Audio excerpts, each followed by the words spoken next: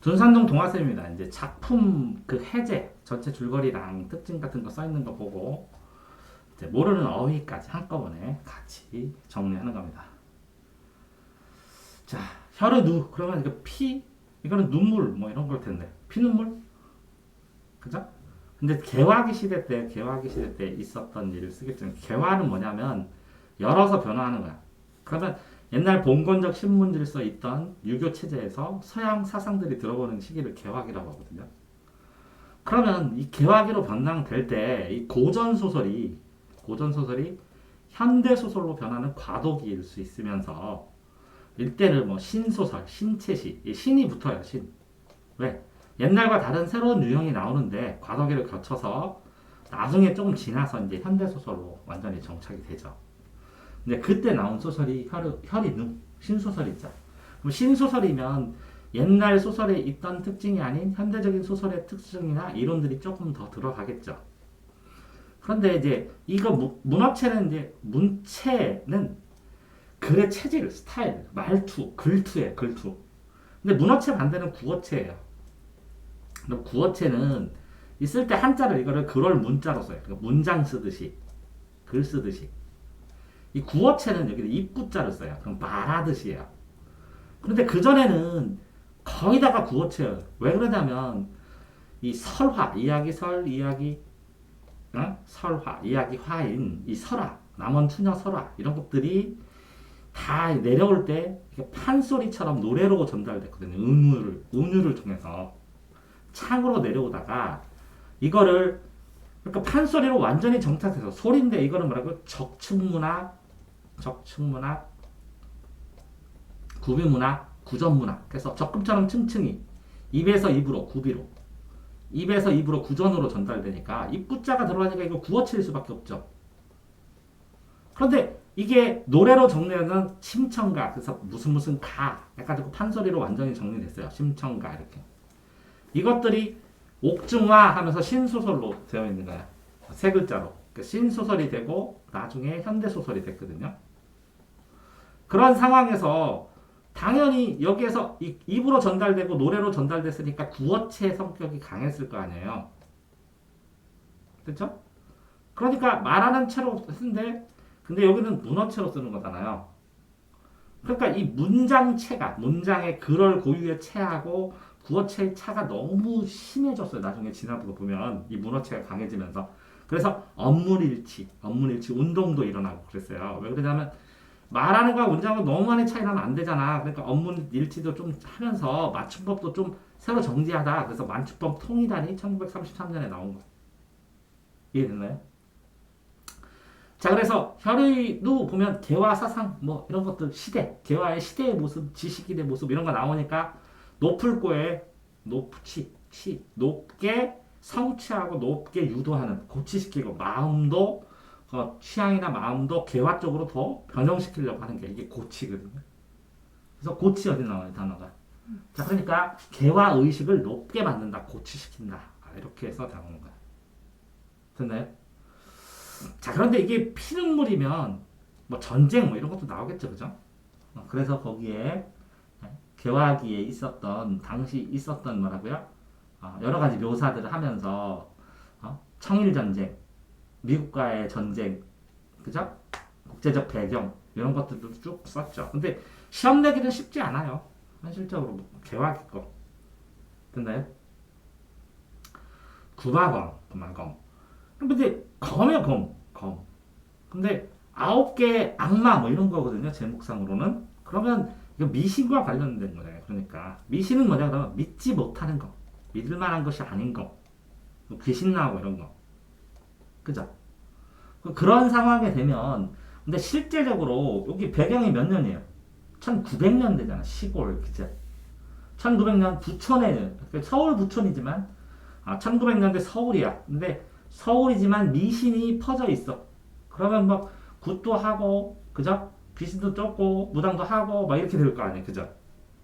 근데 이런 상황이면 정상적이냐? 집안이 폐가 망신한다는 게 망신당한다는 거 알겠죠? 이게 폐쇄되는 거야. 폐쇄. 그러니까 집안이 완전히 박살나는 게 폐가 망신. 그러면 이 구마검이 이게 아홉 구마 악마를 구제한다? 뭐 이런 얘기일 수도 있고 아니면 아홉 말 악마일 수도 있는데 한자로 봐야 되겠지만 한자로 제목은 안 나오죠. 이게 작품 속에서 거미 귀신을 물리치는데 이게 이 무당들도 춤출 때 보면 이 칼날 위에서 여기 칼 하나 들고 방울 하나 들고 막 뛰거든요. 방울도 들고 이쪽에 칼도 들었어요. 이해되세요? 이게 뭐라면 단군신화다 보면 이게 왕검 이게 단군이에요. 어떻게 보면 단군은 제사 지내는 거 요령으로 방울 청동거 이 검은 뭐라고요? 왕검. 근데 구마 귀신과 관련된 물리치는 거로 나온 겁니다. 됐나요? 자 무정입니다. 무정. 근데 무정 몇 번 아마 시험에 나올 걸 기억이 나는 것 같아요. 근데 이제 여러 가지 이게 무정이면 무정 이게 딱 단어를 봐도 감정이 없다 이런 거 있잖아요. 그러면 이게 반어적인 느낌도 강하잖아요. 무정이겠냐? 무정한 니만 그러면 무정하겠냐? 아니죠. 감정이 더 많을 수도 있겠죠. 아, 신식 교육 받은 사람이 돌아왔어. 고향에 돌아오고 남녀간에 이렇게 저렇게 감정으로 얽히고 그러면 자유연애도 되고 신식 교육도 하고 신식 교육 자유연애 이런 게 딱 끼니까 이게 무정이 아니라 유정 감정이 있는 그런 소설로 나타나겠죠. 근데 이게 산문적 서술하면 적이라는 특징이고 서술은 쓰는 건데 산문 반대가 운문이거든요. 그러면 그 전에 글들은 이게 구어체로 돼서 판소리가, 심청가, 무슨가 이렇게 나오니까 구어체니까 이게 운분적 속성이 많다는 거지. 노래에서 온 거기 때문에. 근데 이것도 무정 쓴 시려도 1910년대니까 개화기 바로 지난 거죠. 그때 산문적 속성을 썼으면 이 문어체, 산문적 서술 비슷하다고 봐도 나쁘지 않다는 거죠. 됐나요?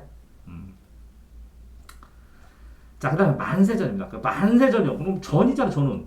만세 땅을 알게 되고, 3일 만세 운동전, 이렇게 되는 거겠죠. 그죠? 1918년이니까 1919년에 3일 운동이 있었으니까, 이 전의 상황에 대해서 설명을 했겠죠. 그죠? 그러면 어쨌든 3일 운동을 포커스로 했으니까, 지식인들이, 지식인들이 3일 운동을 시작하고 준비하고 하니까, 그 전에 있는 느낌 아주 무기력하고 힘들고 그래서 폭발 직전에 있는 느낌들을 써줘야 되겠죠. 그러면 로드무비라고 영화에도 나오잖아요. 길 돌아다니면서 막 여기서 이 도시에서 찍고 여기서 찍고 이렇게 하는 것처럼 여로가 여행길이에요. 여행길 여로. 그러니까 여정이에요. 여정은 여행의 과정이 여정이거든요. 그러니까 여로 여정. 그러면 길 위에 서 있는가? 로드무비랑 똑같은 건 로드 소설. 예를 들어서 뭐 차 타고 막 여행하면서 뭐 새 여자의 일어난 일, 그러면 로드무드로 영화 찍고 막 그러잖아. 막 돌아다니면서 그런 것처럼 나타나는 거죠. 그러면 어쨌든 이 여정을 보면서 만나는 사람들이 있겠죠. 만나는 사람들이 영향을 받아서 내가 변화하는 거죠. 그러니까 어떻게 보면 여행도 이렇게 누군가 만나고 어느 길에서 새롭게 배우고 느끼는 거. 근데 이게 그래서 동경에 있었다. 그럼 왜 동경이냐? 일본 같은 경우에는 이제 지식인들이 유학 가고 그랬으니까 동경에 있다가 서울로 오고 그죠? 다시 동경으로 돌아가면서 발생하는 일에 대해서 쭈루룩 써준 겁니다. 됐나요? 자, 고향 하는 건 이 고향 문제 풀 때는요 수능 볼 때 주의하는 게 뭐냐면 고향이 여기 있으면 고향에서 먼 데서 생각한 거냐 고향으로 가다가 생각한 거냐 고향 직전에서 생각한 거냐 고향에 가서 생각한 거냐 고향에 갔다가 다시 나와서 생각한 거냐 이걸 구분해야 돼요. 그래서 고향의 느낌도 고향이 그대로라고 했느냐 자연은 그대로인데 사람이 바뀌었다고 그랬느냐 고향이 완전히 바뀌었다고 그랬느냐 아니면 고향의 여러 가지 복합적 모습 때문에 이거하고 이거는 그렇게 구분해서 생각했느냐 아니면 머릿속에서 상상의 고향이느냐에 따라 다 다르다고. 됐어요? 자, 그런데 이 고향은 어쨌든 이 사람도 이 고향을 하면 떠돌이가 딱 떠오르잖아요. 떠돌이. 그럼 이 떠돌이를 유랑하는 이렇게 하는 거예요. 유랑하는 동민. 떠돌이 유랑하는. 왜 유랑하냐? 옛날에는 조선시대에는 수탈한 관리들이 하도 수탈을 하니까 유랑을 했고 이해되세요? 일제시대는 일본 사람들이 하도 뭐라 하니까 유랑을 했고 그러니까 유랑을 하면서 고향을 떠도는 한 같은 게 있다는 거지. 그지? 그러면 일제강점기에 이때도 일제강점기예요. 왜? 연도가 일제강점기가 배경이니까. 근데 대구발 서울행 대구에서 출발해서 뭐라고요? 대구에서 출발해서 서울로 가는 그 기차 안에서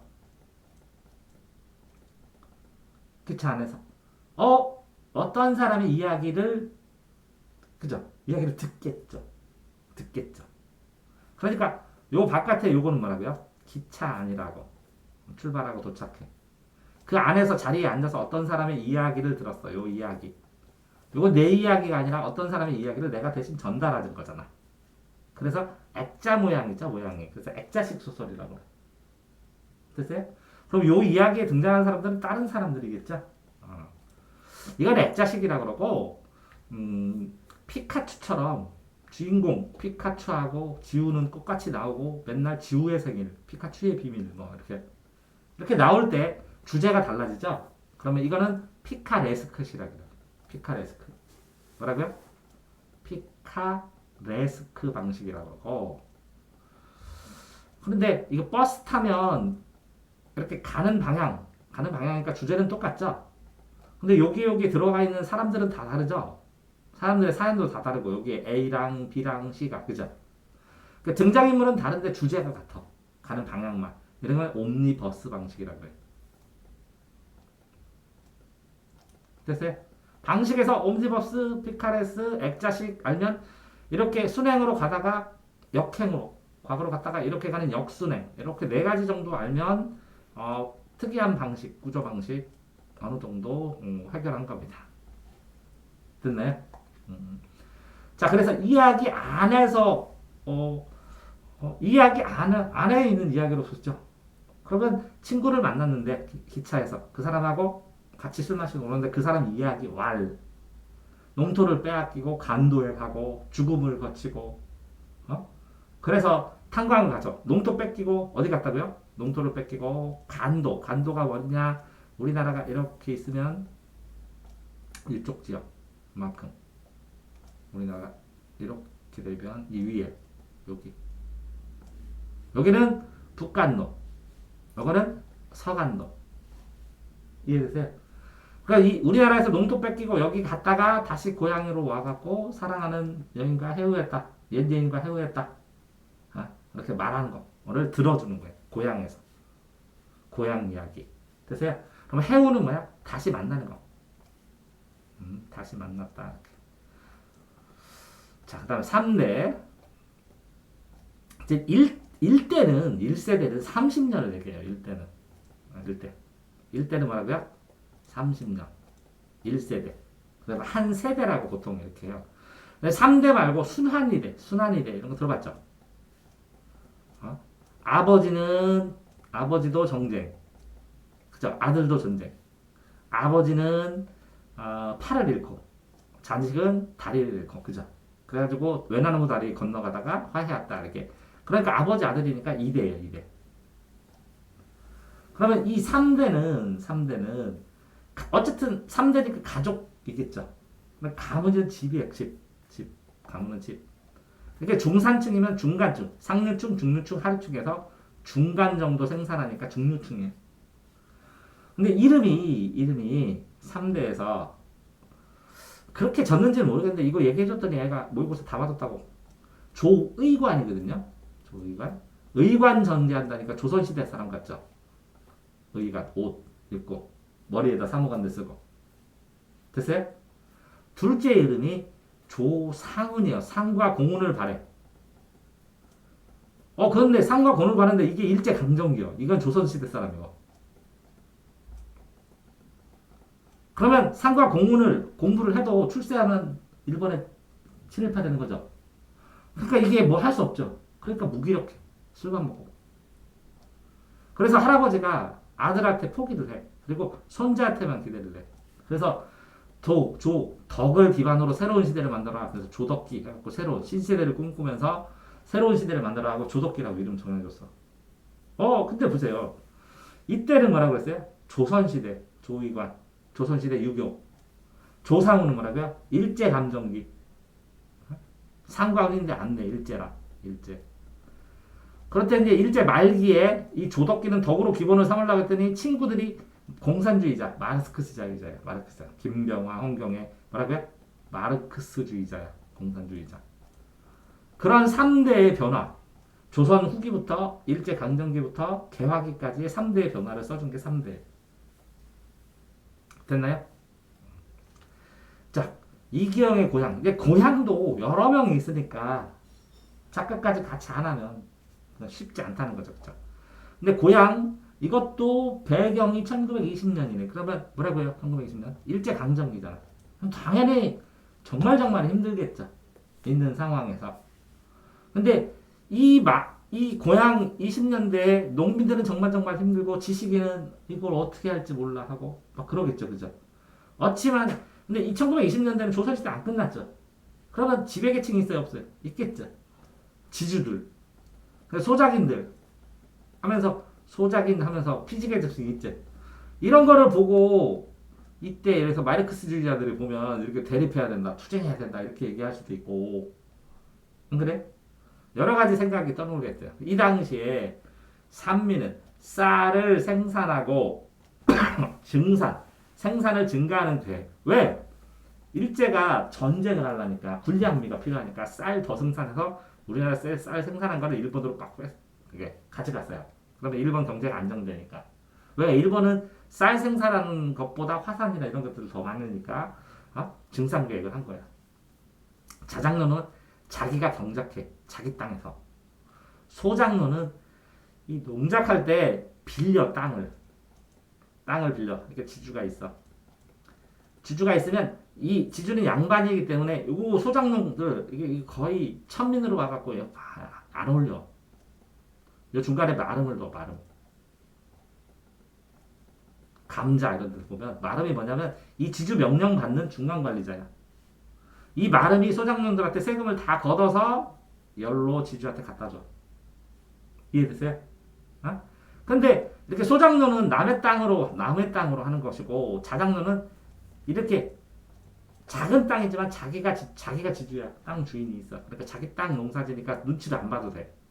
근데 소장농들은 지주가 뭐 만든다. 그럼 와라. 그럼 다 가야지. 그럼 나 농사 짓지 말고 땅 뺏으면 어떻게 해? 그럼 유랑하지.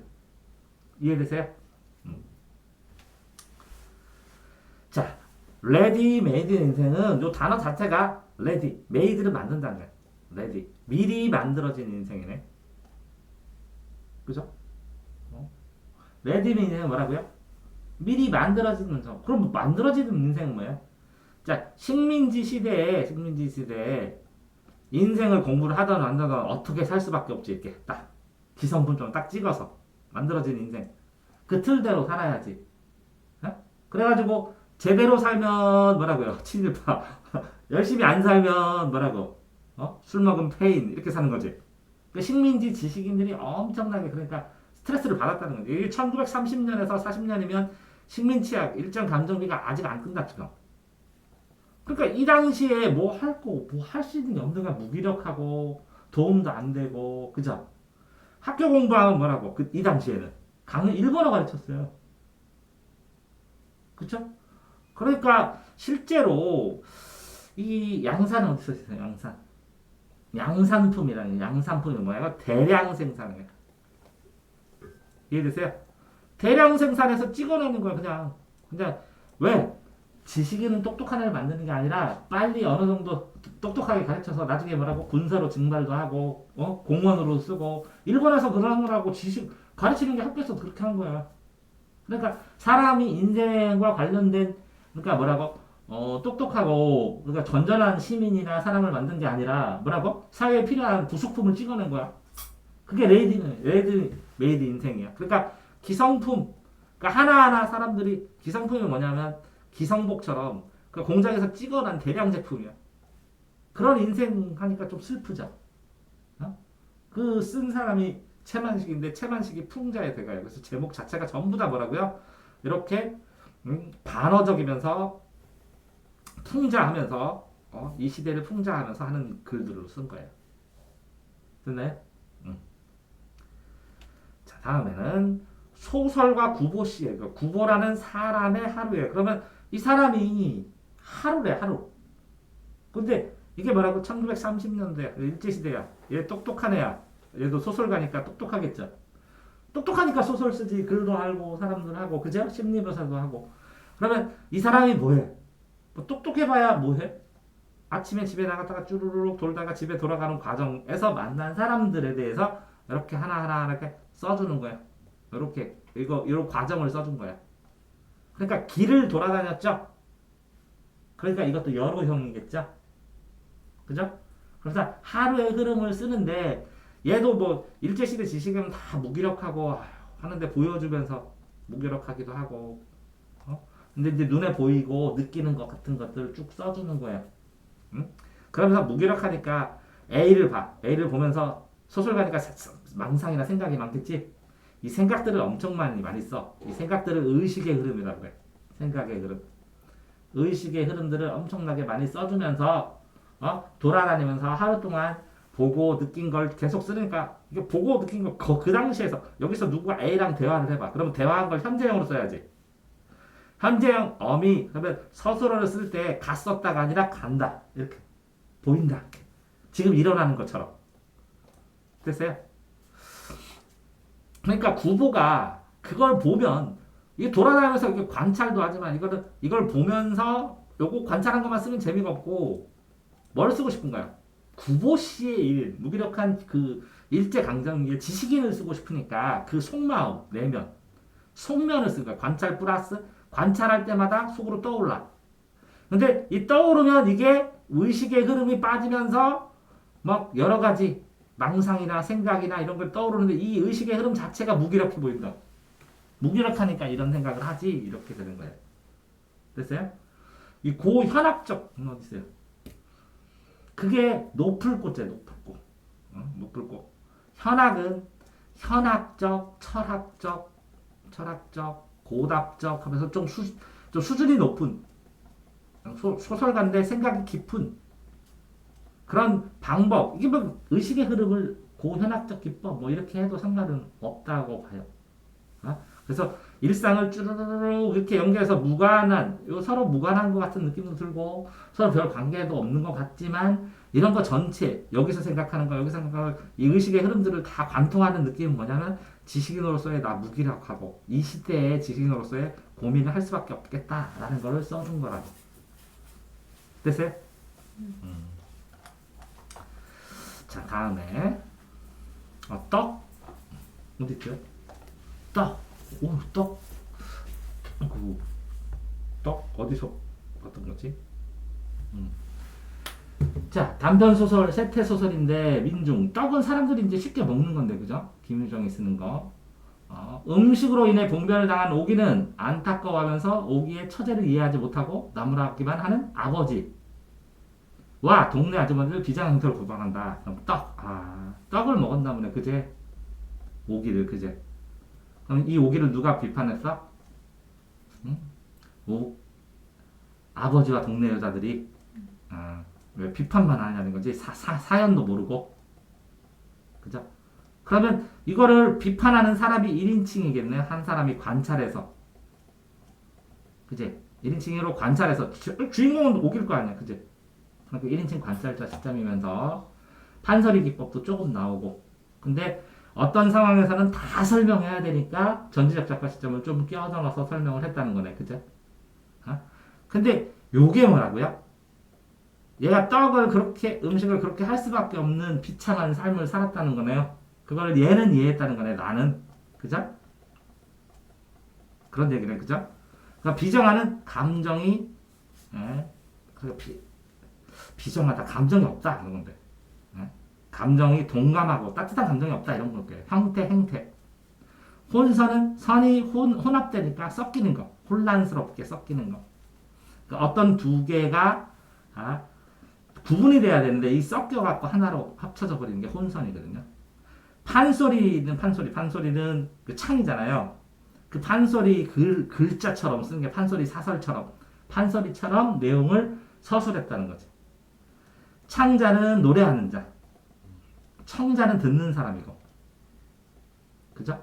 그러면 김유정이 봄봄 이렇게 쓰는 때는 좀 해학적으로 따뜻하게 썼는데 여기서는 좀 비판적으로 썼나 보네. 왜 이 사람을 이해 못하냐. 그 시대가 그런데 하면서 그죠?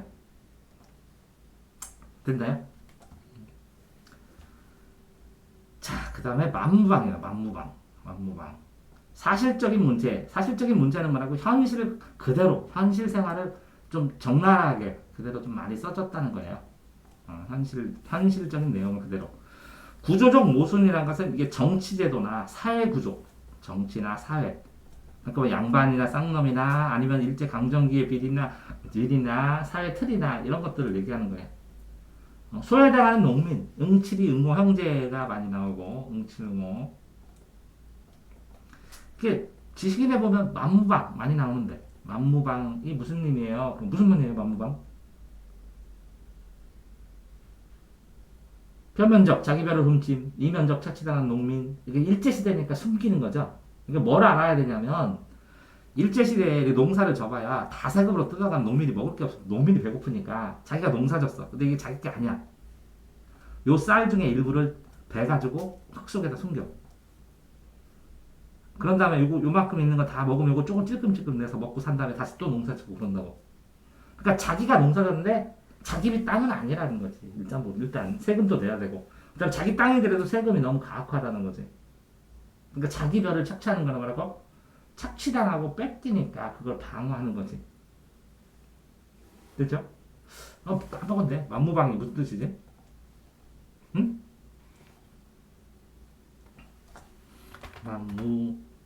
만무방의비. 만무방. 응치 농도 계집도 집도 뜨레기 홀몸이고 뭐지? 만무방. 제목으로 게재하였다. 예의나 염치 없는 뻔뻔한 사람이래. 예의나 염치 없는. 그러면 그 상황에서 자기 땅에 있는 자기 별을 사면 염치 없는 사람이야? 아니지. 그러니까 사회가 염치 없게 만든 거지.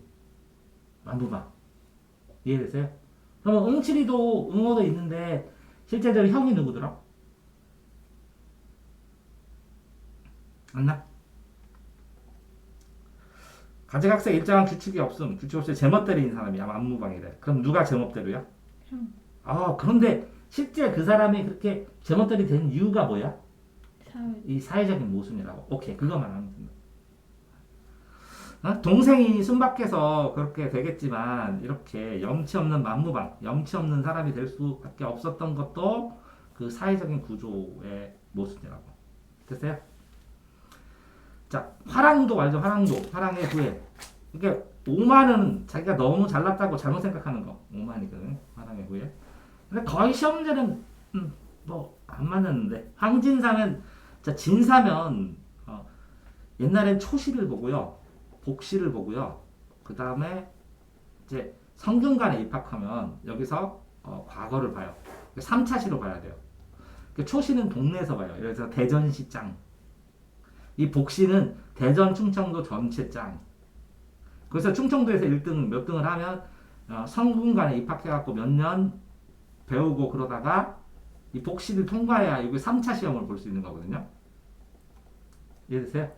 그래서 이 사람을 초시라고 그랬어요. 초시. 김초시, 이초시 이렇게. 요게 복시에 합격하면 진사예요. 그래서 최진사 때 셋째 딸내미 이렇게 할 때 진사. 여기는 화랑의 후예는 누가 있어요? 황진사가 있잖아. 그러면 한문 공부했어요? 안 했어요? 했잖아. 대전에서가 아니라 대전 충남에서 짱 거의 몇 10등 안에 들었잖아. 황진사지. 그러니까 자부심이 있지. 오만한다는 것은 자기 자만심이 넘치는 걸 오만이라고. 자만심이 넘치는 거. 정신적으로. 되세요? 그 다음에 요 초시 전에 공부하는 사람을 생원이라고. 생원. 동네 그 사교육 기관은 저기 뭐 사원 같은 데서 공부하는 애들 생원. 학생이라고 하기도 하고 학생. 그래서 생원, 초시, 진사. 여기 과거에서 시험 합격하면 벼슬 주고 그러는 거예요. 됐어요?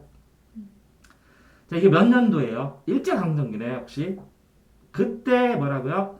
일제강점기에서 뭐라고요? 아직도 선비는 살아있을 거 아니야, 유교는.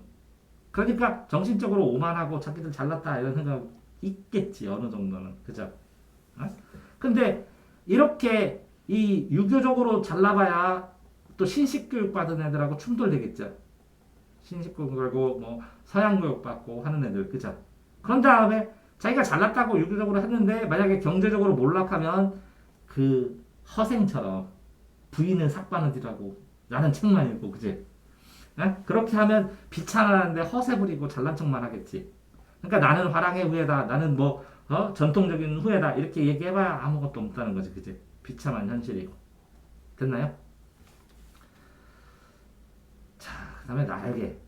근데 뭐 보통 이상이 천재라고 해서 뭐 박제를 13의 나이에 뭐 2아이, 3아이 뭐 갖고 지금 보면 천재 아니에요. 지금 랩하는 애들이 더 천재지.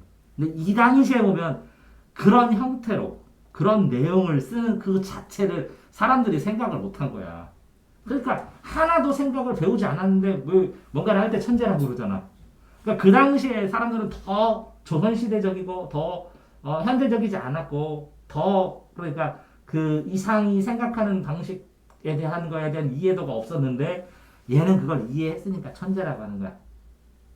이해되세요? 그러니까 상대적으로 봐야 된다는 거지. 무슨 얘기냐면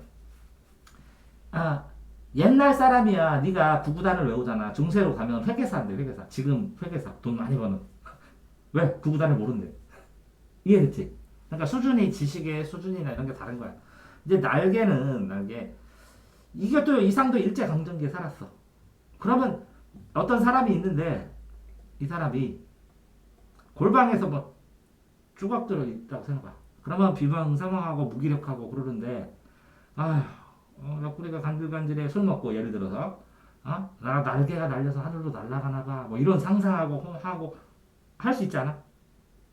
이해돼요? 그러니까 이게 모더니즘이 현대적인 거거든. 골방 속에서 있으면서 무기력하게 살면서 이 심리 상태를 적나라하게 쓴 거야. 근데 이 사람이 자기를 소모시키고 자기를 퇴폐적인 아니면 자기를 뭔가 의식적으로 발전적이고 능동적으로 투쟁하고 이런 게 아니라 그 옥상에 가서 날개 걷어서 떠내릴 거야 뭐 이런 식으로 막 예를 들어서 그 약한 것처럼 그런 상태의 소설을 심리적으로 막 자세하게 쓴 거야. 그런 게 소설이 옛날에는 없었다고. 그리고 사람들이 깜짝 놀란 거야. 이 사람 글은 내면의 심리를 기가 막히게 표현해준다. 그제? 날개를 달고 나가니까 뭔가 또 다른 세상 지금 이런 인간계가 아니라 또 다른 세상에서 그런 꿈꾸는 그런 느낌을 가진 소설이다 이렇게 얘기를 해주고 한 거지. 됐나요? 자, 6담 동백꽃. 동백꽃이고 6담인데? 동백꽃? 6담? 6담 단어 모르는 거? 어디 나와 6담? 6담. 육덕진 이야기인데. 육덕진 이야기 6담. 그러면 6담. 방언, 6담 등을 대상을 왜곡하거나 과장하면서 웃음을 한다. 비속어 욕이고 6담은 이제 그러니까 예를 들어서 이렇게 육체 가지고 이야기하고 그래가지고 어이구 엉덩이 찔룩거리는데 뭐 이런 거 이런 게 육담이라고 보면 될 것 같아요. 그러니까 동백꽃 자체는 이제 시골에서 어쨌든 동백꽃 남녀간의 순수한 사랑으로 이야기를 해서 근데 이것도 1930년대야. 지금 이제 계속 일제시대만 하고 있는데 일제강점기만 하고 있는데 그러면 뭐라고요? 이렇게 정치 얘기를 못 하잖아요. 그럼 빠질 수 있는 게 뭐라고요? 생명탐구, 순수한 사랑, 자연 이야기, 뭐 세상에 뭐 여태까지 내려온 신분차별이나 구조적인 이야기 이런 거잖아. 왜? 일제 잘못됐다 이런 얘기를 쓰면 바로 잡혀가니까. 그래서 뭐 재밌는 이야기라고 쓰고 그런 거예요. 동네에 있는 재밌는 이야기 뭐 이 정도면 될 것 같아. 됐어요? 자, 천변풍면은 하천 주변이에요. 하천 주변. 하천 주변이 천변이면 이제 서울이겠죠. 1930년. 그러면 서울의 중앙을 관통하는 그 하천이 이제 청계천이 있어요. 청계천. 한강 말고. 한강은 큰 강이고 그 한강으로 들어가는 천이 하천이 청계천이. 이 청계천 주변에 가게가 되게 많았다고. 그러면 청계천이 이렇게 하천이 이렇게 있으면 여기 가게 쭉 있겠죠. 그러면 여기 가게 지나가면서 조금 보고 조금 보고 이것도 여러일 수도 있죠. 그죠? 그러면 천병통령이 1930년대 일제시대에 청계천 주변에 살고 있는 서민들의 이야기를 지나가면서 본 거 쓰고 본 거 쓰고 본 거 쓰고 이렇게 한 거예요. 거기서 만난 사람들, 본 사람들의 이야기들을 딱딱 대화도 듣고 성경도 쓰고 그죠? 그러면 예를 들어서 카메라 눈으로 이렇게 지나가면서 카메라로 이렇게 찍어서 보여주는 것처럼 다 보여주는 거. 그러면 이 창 안에서 얘기하는 거 딱 보면 유리창 너머에서 애들 둘이 뭐 하고 얘기하고 좀 지나가면 그죠? 이런 것처럼 써준 거예요.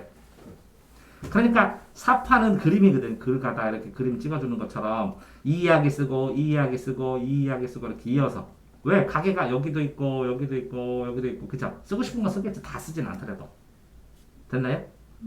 경도되다는 어디 나와요? 자, 물질주의의 경도, 기울 경자로 많이 써요. 경도, 그러니까 기울어서 물질주의에 빠져서 기울 경자. 경선은 기울기로 이렇게 내리는 게 경선이고 이건 위선이죠 지구에서 경도되다 빠진다. 빠져서 저울되다 기울어진다. 물질주의에 빠져버렸다는 거죠. 됐어요? 자 치숙. 이게 숙부인데 치는 백치 뭐 이런 거 비슷해요. 그러면 어리석은 숙부인데 진짜 어리석을까요 이 사람이? 이렇게 속어는 사람들에서 쓰는 일상 속어인데 이렇게 표준어보다는 조금 수준이 낮은 거. 뭐 이렇게 볼 수 있고 비어는 욕하는 거. 그래서 합쳐서 비속어 이렇게 하는 거. 욕설이나 이런 거. 그러니까 비어 속어인데 일제 강점기야. 그죠? 자 그런데 나는 뭐 하고 있어요? 내가 일부러 이렇게 하잖아. 일제 수능하면서 잘 살면 되지. 왜 그래요? 이렇게. 얘한테. 시수한테. 그죠? 그러면 요 사람은 또 뭐를 했어요? 사회주의 운동했어요. 사회주의 운동은 뭐야? 공산주의 운동이에요. 그러면, 사회주의 운동 자체는 나쁘잖아요. 뭐 이렇게 얘기하는데 나는 일제 수능하잖아. 독인, 객인이라고. 일제 수능한다고. 그죠? 그러면 얘도 풍자되고, 얘도 풍자되고. 그죠? 내가 똑백으로 이렇게 얘기하면서 나도 몰라요. 근데 바탕이 잘못되어 있지만. 그죠? 그렇지만 이 사람한테 비판을 하면서 어떻게 뭐 똥 묻은 게 겨 묻은 게 욕한다고. 그런 식으로 이 치숙에 대해서 쓰면서 일제시대에 이거 두 명이잖아, 이렇게. 이 사람들도 문제였고, 이 사람들도 문제였잖아. 우리 이제 사회주의가 아니면 뭐 민족주의나 아니면 자유주의 입장에서 본다면 이거는 북한주의고 뭐 자유주의 민족주의는 남한주의고 이거는 뭐 민족주의는 남북한 합치자 이런 주의일 가능성도 있고 그런데 어쨌든 둘이 이렇게 갈등하고 대설한 거면 그 당시에 뭐라고요? 상황에 등장할 수 있는 성격과 사람들의 인물들이 쭈루룩 나오겠죠. 그러니까 치숙이라고 하면서 어리석은 나 이렇게 표현해주는 그런 소설이다 이렇게 생각하시면 됩니다. 됐나요? 네, 여기까지.